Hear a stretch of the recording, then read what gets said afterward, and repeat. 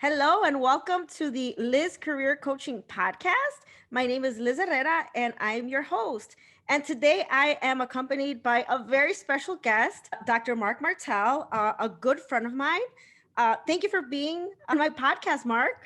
Well, thank you for having me. I'm excited to be part of your podcast. Mark Martell is a 1.5 generation Filipino American who grew up in Miami, Florida. He has 20 years of higher education administration experience and holds a PhD in educational policy studies. His research interests are race, gender, comics, education, and Asian American topics. And he has a chapter in the recent publication, Teaching to Close the Achievement Gap for Students of Color, Understanding the Impact of Factors Outside the Classroom by Routledge Press.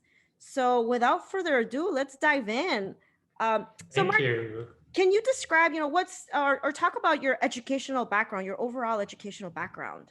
Yeah, so I earned a Bachelor of Arts in English and a minor in music. I have a master's in linguistics and a PhD in educational policy studies. Okay. So when you were in grad school, when did you decide that, well, actually, when you were an undergrad, when did you decide that grad school was right for you? Yeah, I think I've always wanted a higher degree since I was an undergrad. Uh, as I was maybe in my sophomore or junior year of undergrad college, I took a linguistics course, an intro to linguistics course, and that specific course really exposed me to how human language works in society, and it really piqued my interest. So I talked to one of my professors and I said, "Hey, I want to study languages. What could I consider after my undergrad?" And it was then that that professor told me about the master's program in linguistics. So I think by the end of my junior year, I had plans to pursue a master's degree for graduate level. And then my PhD eventually came in later in the picture. Right. So maybe talk a little bit about your career experience, your background, what you were doing, where you were working, like a little bit of that background. And then I definitely want to get to where you decided that a PhD was your next step. Yeah, definitely. So I would say all of my professional career and even my early career as a student while I was still in college, all the way to through my master's program, I was in the field of student affairs or higher education. Um, I think my very first job out of high school was getting a federal work study position on campus, and I was a music librarian where because I did a minor in music, and basically I helped catalog and archive, uh, music sheet for our music department. And that was my very first job out of high school, and it was in a higher ed setting or a university setting. And I think my trajectory was just basically higher ed, because after that, I believe I became a building manager for our student center on campus. And then I became a resident assistant in housing. And that was the job that really made me realize I loved working with students, college students. And while I was in that role, I became a grad assistant, so a step up from a resident assistant. And I really learned a lot about the field from my supervisor and my mentors. And they told me, "You'd be perfect for higher education. Why don't you consider pursuing this as a career?" Well, mind you, though, in that time period when I was an undergrad and also a master's student, Yeah. my alma mater didn't have a higher ed program, but other universities around the United States had them. So I still continued with my master's in linguistics, but still remained working in higher ed. And that really, again, unearthed my passion in working with university level students. And I decided to go ahead and pursue that professionally. So I had an opportunity to interview with a number of universities throughout the country, but I was very selective. I knew I wanted to either work Mm. in Chicago. Um, I think I even looked at New York and also in Florida.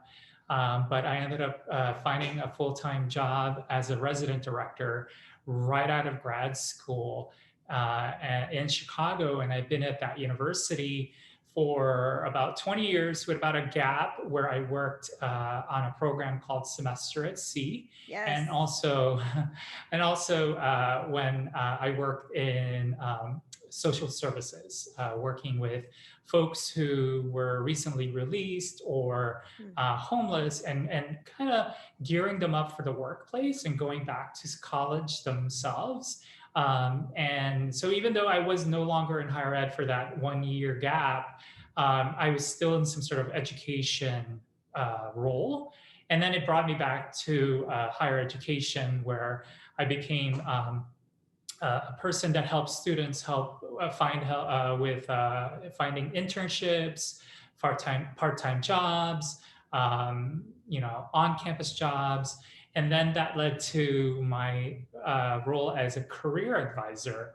And I did that for almost 10 years before I became director of a cultural center and also faculty on campus. You have so much interesting experience.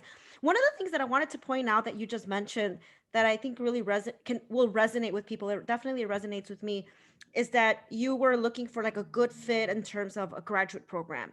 And while you were looking for higher ed that was not available to you, you still pursued the linguistics, area, which was an interest of yours. But the key thing is that you maintained your kind of your foot in higher education, in the student support landscape.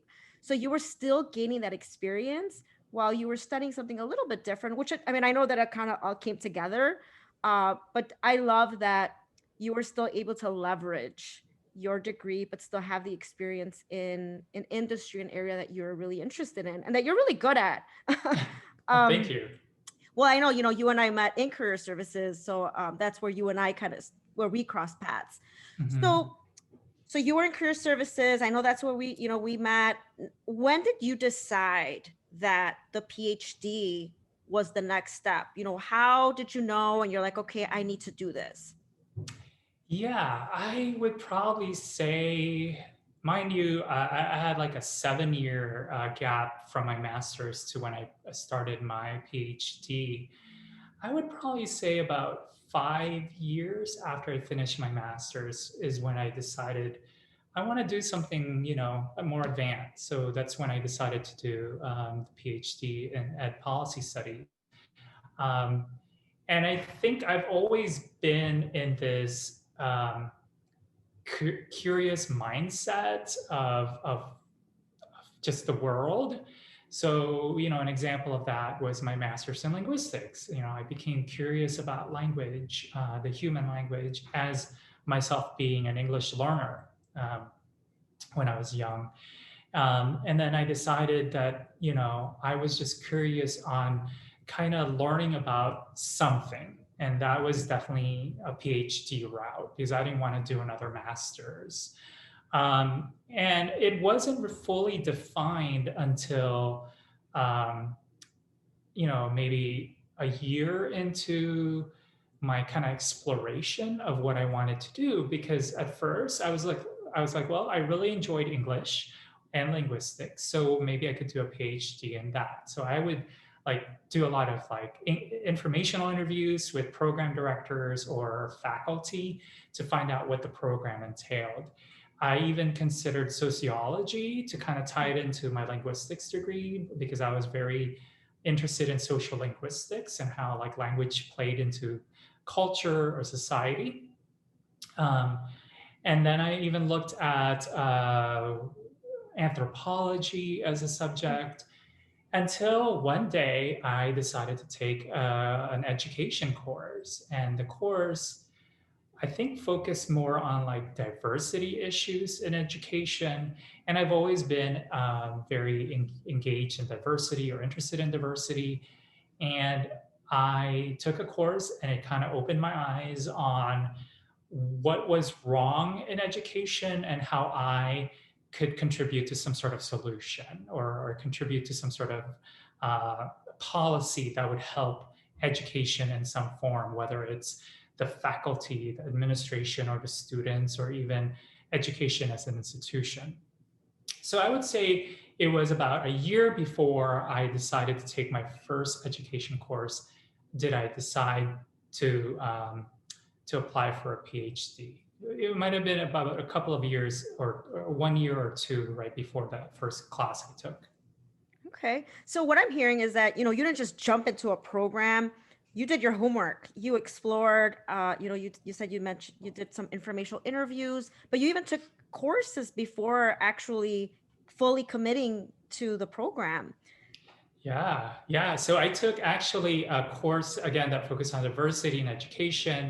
And then I remember taking a social linguistics course because I really enjoyed linguistics. And even though it wasn't centered on what my PhD was gonna eventually be, I was able to count that credit to as an elective for when I did my PhD. So it all really Oh, worked out. Yeah, and then I also took a gender and I think it was a women's studies course focusing on gender.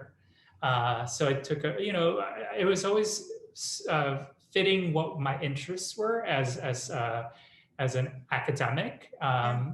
and it really then added to the lens that I would use eventually in my PhD program. And to kind of address your question, like how did I come to that realization, and what kind of advice would I give someone? Yeah. So I always use analogy of a relationship when it comes to pursuing education, right? Yes. So when I speak with students, or people who are interested in pursuing an advanced degree, I always say an undergraduate degree is an equivalent of dating someone. You're kind of taking multiple subjects to kind of figure out what you want to study and major in eventually, and then eventually you decide on a particular major and you finish that. So you date and then eventually become exclusive with someone, so similarly exclusive to a specific subject.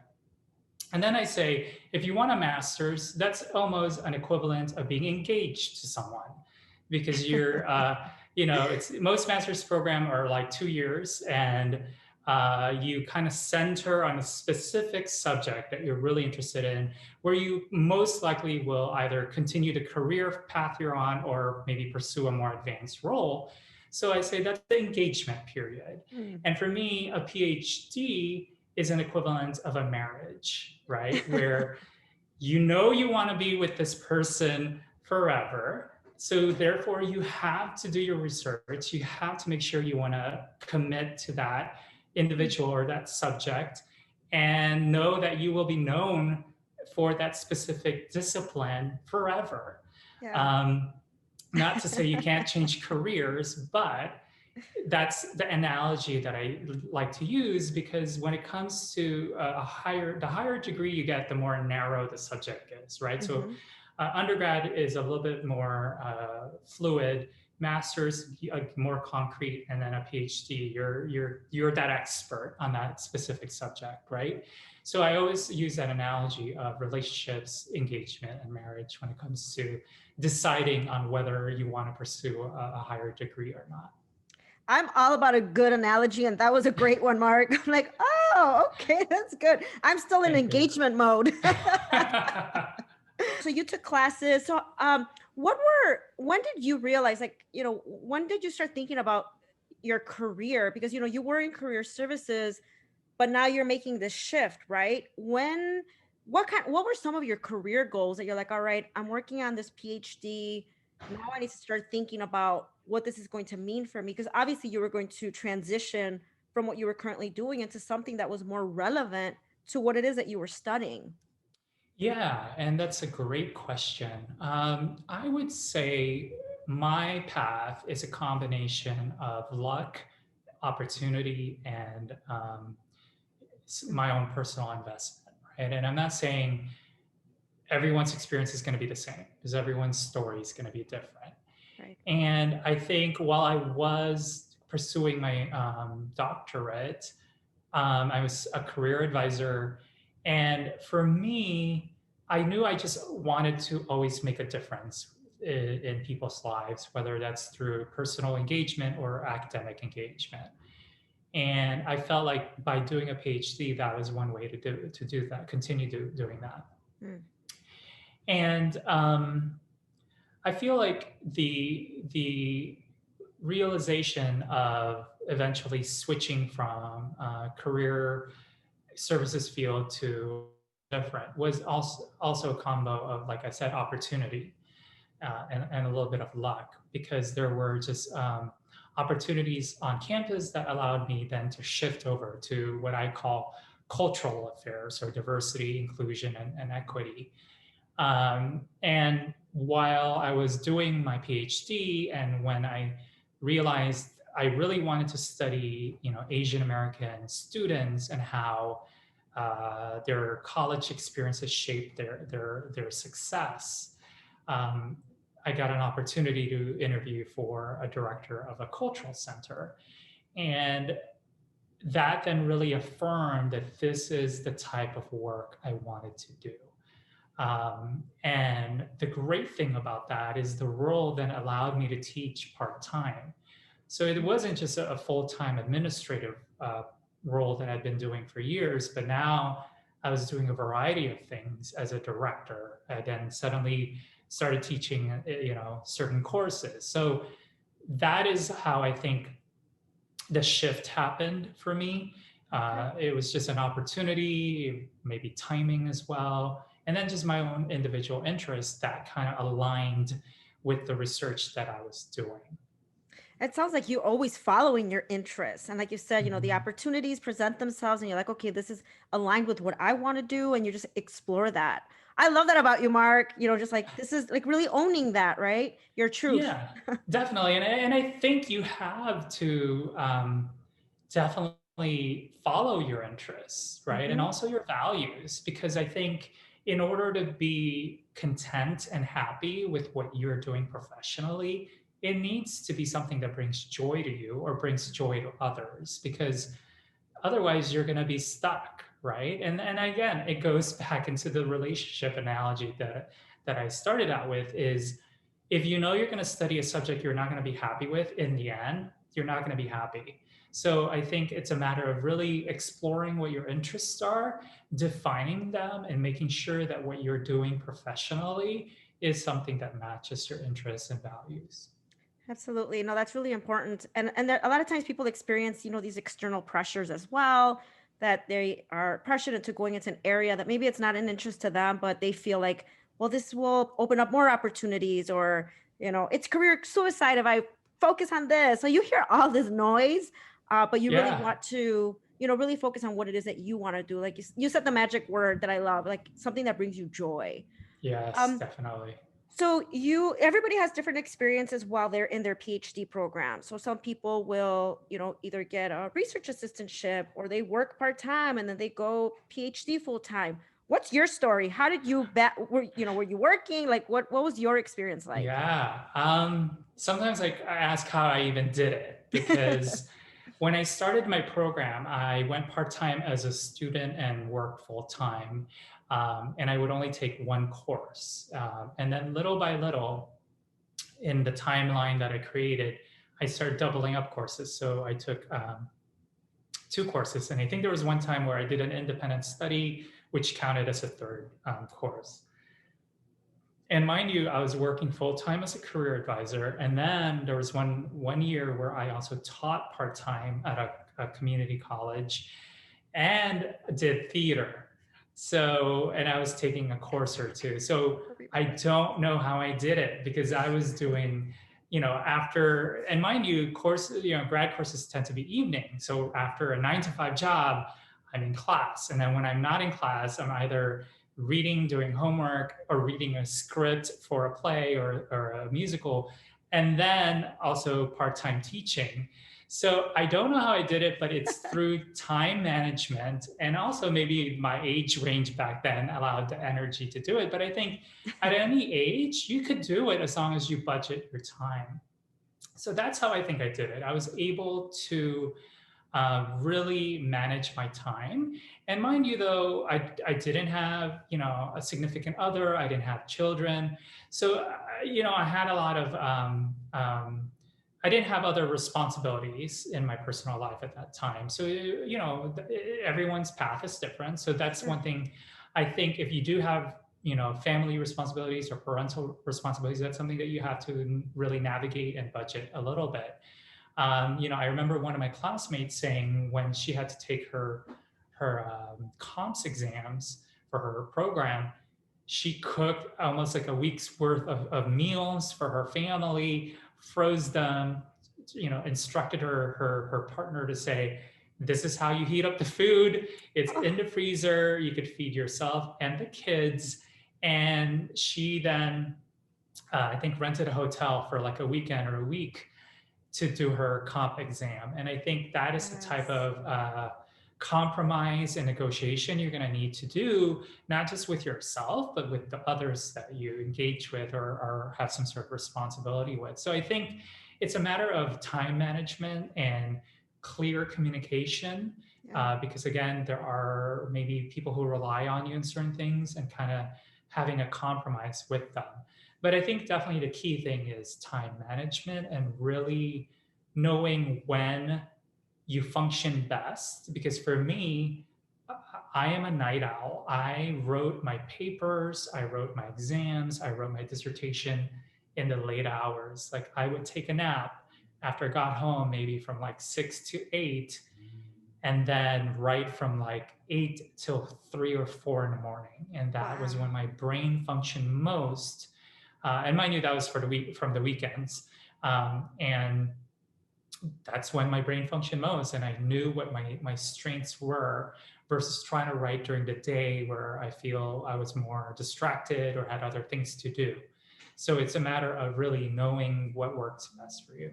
That's excellent advice, and thank you for sharing the story of your colleague and having a family. That really makes a difference, and everyone is different. Everyone has a unique circumstance, but finding things that work for you, and even taking the nap and working at the later hours. So there's a lot of commitment and sacrifice. You honestly made it look easy. I'm like, how does he do it? But I know that it's a lot of work and really knowing yourself. So how long did it take you to finish your program? Because I know a lot of times it takes people a very long time or they don't finish. What was your secret? Well, again, it's a mixture of timing. And I don't know if it was a secret, but I also had a deadline I had to meet from the college, right, or from the university, because I think you had a 10-year limit to Ah, finish your program. And I took my first class in 2007, and I defended my dissertation in 2015.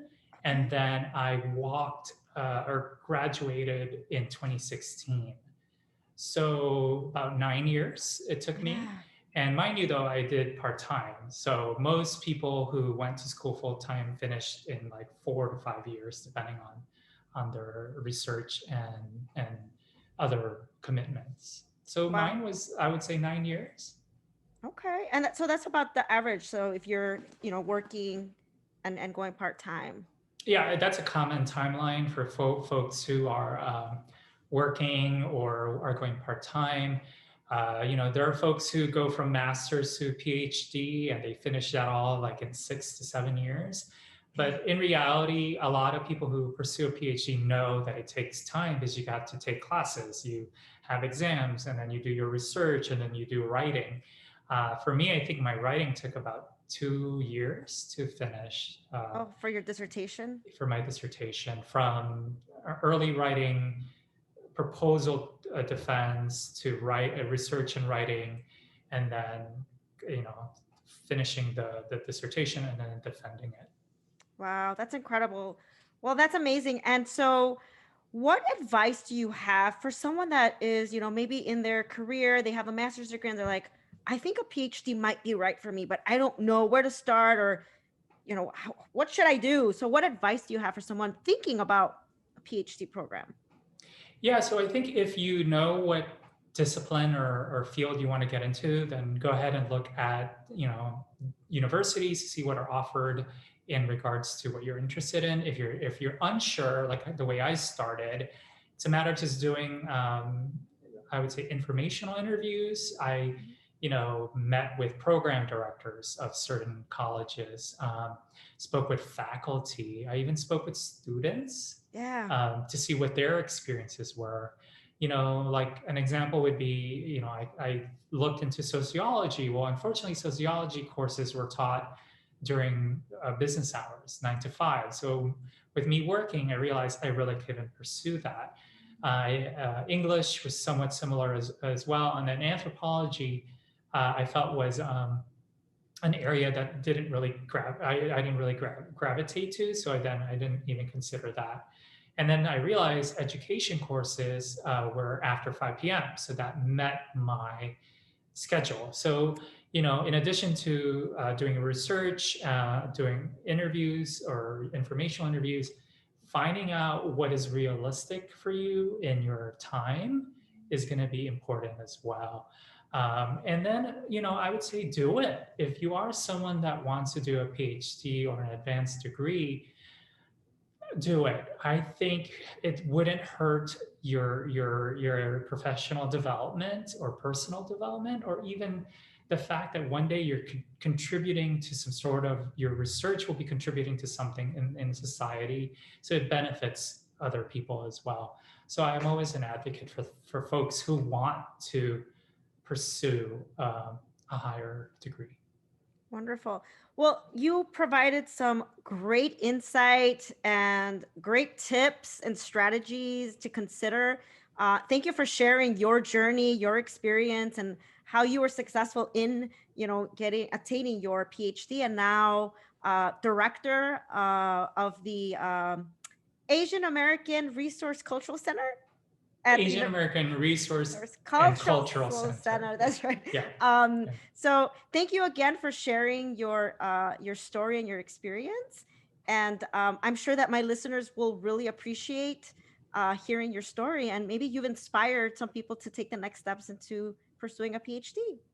I hope so. And I nothing brings me joy than to see undergraduates that I've worked with either pursue a master's or even a PhD eventually.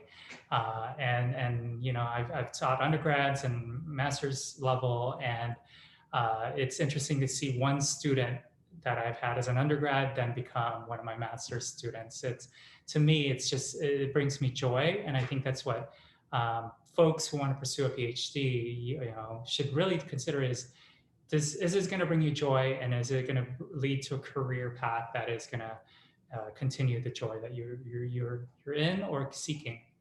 That is one of the most rewarding experience in the work that we do. Thank you again, Mark. And You're can welcome. people find you, or where can people find you if they want to Yeah, connect? so I'm on Twitter. So it's Mark R Martell. So MarkRmartell. Follow me there.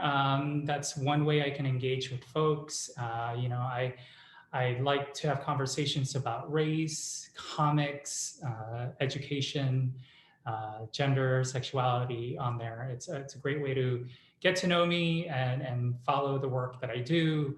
I do speaking engagements and also have done conventions, whether it's higher ed or Comic Cons as well. And that's one way that you can continue to see what I'm up to. Fabulous. Well, as always, it's always great to chat with you, Mark, and thank Thank you. you. Well, thank you for having me.